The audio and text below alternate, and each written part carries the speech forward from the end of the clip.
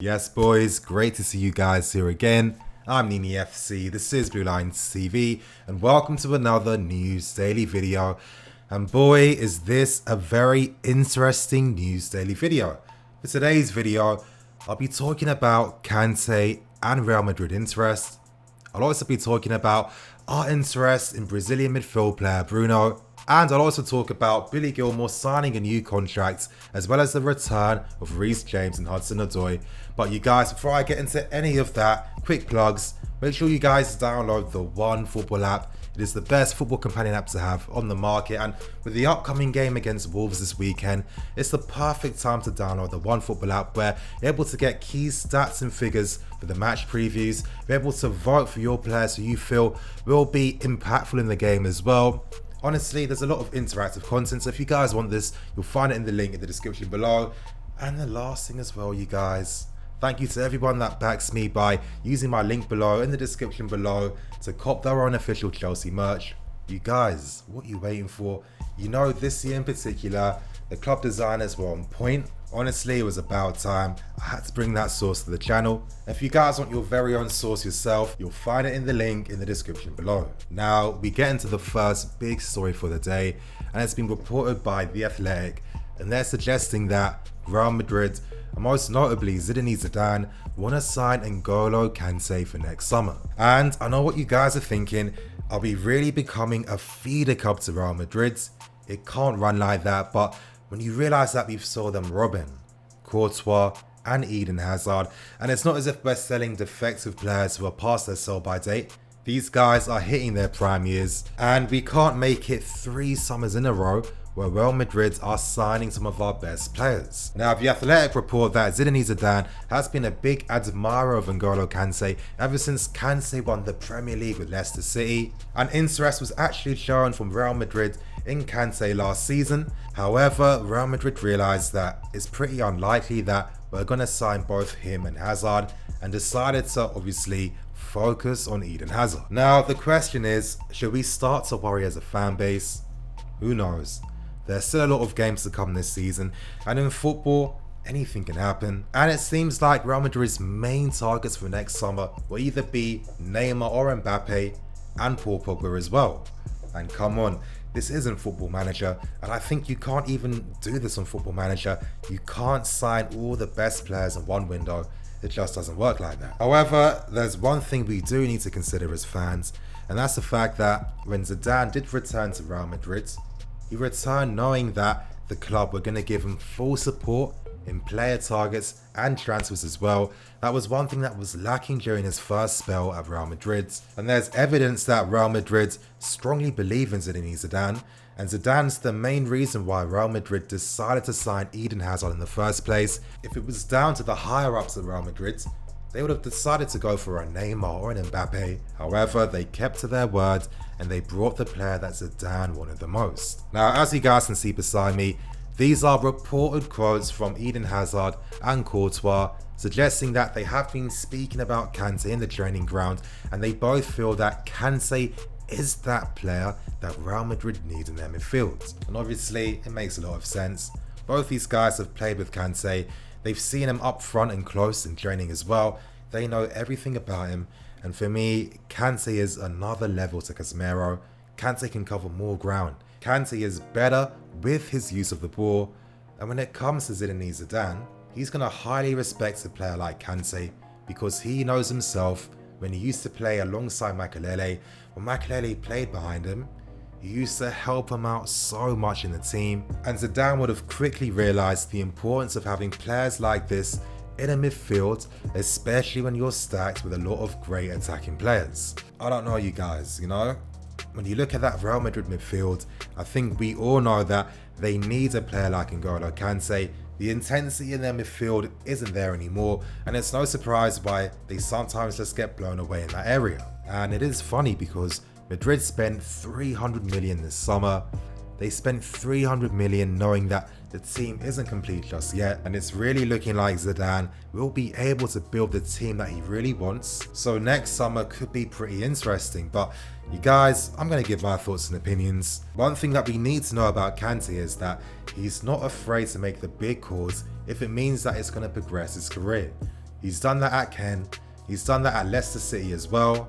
And this is cynical Nini right now. Imagine a worst case scenario where we're not able to get Champions League football for next summer.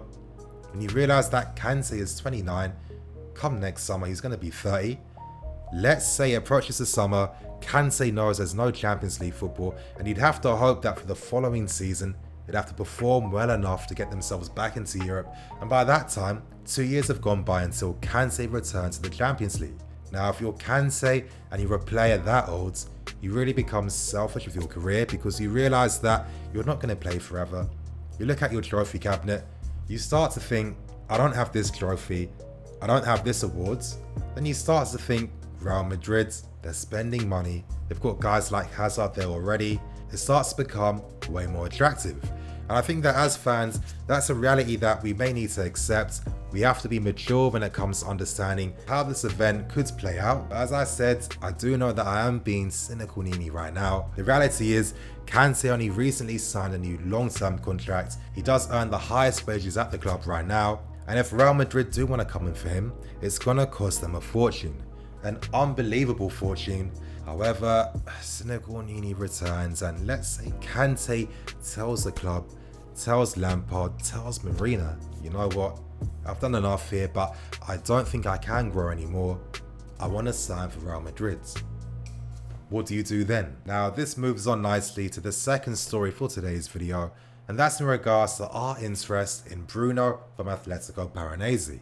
And when it comes to Bruno, reports have come out today suggesting that we've watched him up to 5 times. Most recently, a club rep was spotted in the box during Atletico Paranaense's game against Internacional. And when you watch a player this amount of times, you need to realise that it does cost money. It costs accommodation, for example, for the rep. Of course, it costs travelling expenses as well, seeing the games, etc, etc, etc. So many small expenses. And if you're committing to seeing a player over how many months now, it must be like 18 months, then it must mean that we have serious interest in Bruno. Now Bruno does have a release clause of £36 million, which in modern day football would be an unbelievable deal to sign one of the most promising midfield players currently in Brazil right now. The player did respond to interest shown in him, and in typical footballer fashion, all he said was that his agent will focus on those concerns. His immediate concerns is to focus on the second leg against Internacional in the Copa Brazil second leg final. Now you might be thinking, Nini, how did Bruno perform whilst the Chelsea rep was in attendance? Well, Bruno happened to score the winning goal in the first leg, and the most impressive thing about his performance was how mature he looked during the game. Now, for you guys if you didn't realise, he was 1 yellow card away from being suspended from the second leg. Bruno realised this, and he kept his temperament, he kept in control, and as he said himself, he made sure that he wasn't going to get that second yellow card. And when a player at 21 years old has that type of winning mentality where he's able to control himself in the biggest of occasions, that's definitely a player that you need to look for, because in football we can't only look at the technical abilities, but we also need to assess the mental attributes of a player. Now when it comes to Bruno, it's not the first time that we've been linked with him. Back during this summer, so many reports came out suggesting that we were hoping to sign him in the following summer in 2020. Back on June 10th, another rep was in attendance to watch Bruno play against Boca Juniors, and in that game again, Bruno impressed by getting an excellent assist in that game, in a game where their team won 3-0 against Boca Juniors. Now it was reported that it was looking like Bruno was going to be leaving last summer. However, that didn't materialise. Could it be down to the fact that Bruno is waiting for us to come and make a move for him in 2020? Maybe, but I think another realistic expectation is the fact that Bruno wants to play in the 2020 Tokyo Olympics, and of course, if he stays in his current club, he's most likely to get into the Brazil team. But there are benefits for us because it means that Bruno does get an extra year of development. Now, I've been speaking about Bruno enough, and you might be thinking, Nini, who the hell is this player? What position does he play? What role does he play? And I'll give you guys the brief lowdown. Now, with Bruno, he does play as a deep line playmaker. However, he's very aggressive. And what makes him very interesting as a player is that he has the capability to play as a box-to-box midfield player. And when you look at players that tend to play in that position, most of these guys never have legs. They don't have the physiology to, play box-to-box. And I think this is what gives Bruno one big advantage in the fact that it makes him a very moldable player. Because with Bruno, he's a style of player that likes to play a lot of long passes from the floor. He's got excellent vision, accurate passing as well, plus he runs for days and is solid defensively. Still, you might be thinking, Nini, this guy sounds more like a Jorginho. However, I wouldn't agree. For me, the impression I get of Bruno is that he's a much more defensively aggressive Cesc Fabregas, and it gets you thinking, imagine if Fabregas had the body of an N'Golo Kante. Imagine what type of player that would be. Could this guy be the replacement for Kante? Potentially, but not in the sense that this confirms that Kante is definitely leaving, but more in the sense that this has been a guy that's been scouted for like 18 months now, and naturally he'd be pushed up the pecking order if N'Golo Kante left the club. As I said, Bruno seems very interesting, he seems very moldable, and in this young, fast, dynamic team that Lampard's building, having a guy like this in the squad could be very useful. You guys in the comment section below, I'd love to hear your thoughts and opinions on the Kante news and the Bruno news. And to end things with the final two stories, Reece and Hudson-Odoi have been confirmed to be playing against that game against Brighton tomorrow night. Now the good news is, you guys, you can go to the game yourself. It is going to be at Stamford Bridge. It only costs £5, and when you think that you could be seeing Reece and Hudson-Odoi live, £5 is nothing.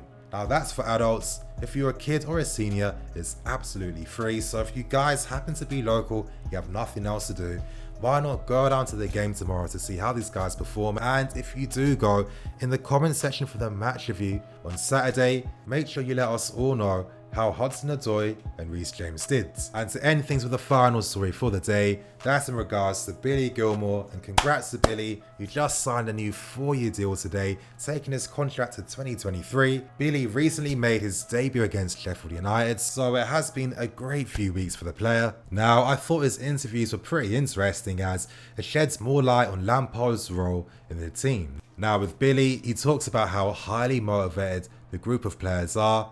And for me, this is the right mentality we need because, I like that Lampard is making them feel like they are good enough to represent this club. He's encouraging them that only hard work will bring the results you want. It doesn't matter what talent you have. To play for us, to play for this shirt, it means that you have to work hard for us.